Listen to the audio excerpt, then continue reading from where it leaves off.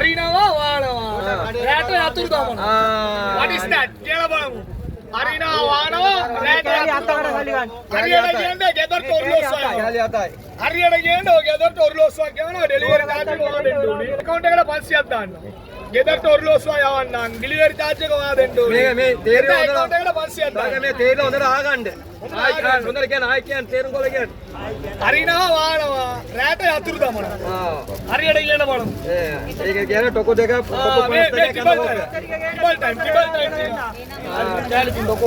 කඳ කෝප්පය. ටොකෝ 52 කඳ කෝප්පය. ඒක රයිසර් නාලට. රුපියල් 500 වෙලාව තියෙනවා. මේ බලන්න කාඩ් මැෂින් බලමු. මේ බලන්න මේ.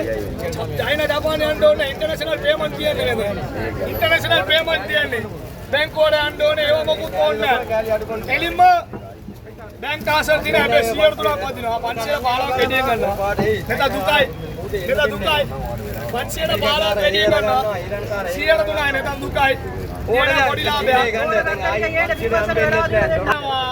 රැට යතුරු දමනවා මොකක්ද ඒක කියලා බලමු ආ තමයි කියන්න ඕනේ කියන්න දෙකයි ඒක තේරුම හරියට කිව්වොත් මේක සෝන ලැබෙනවා ගෙදරට ඔරලෝසුව නෙත account එකට 500 account එකට 500යි ඒක ඔයාගේ කැමැත්ත රුපියල් 500 දෙන්න ආලෝ හලෝ ලාභයට ගෝවාලෝ හලෝ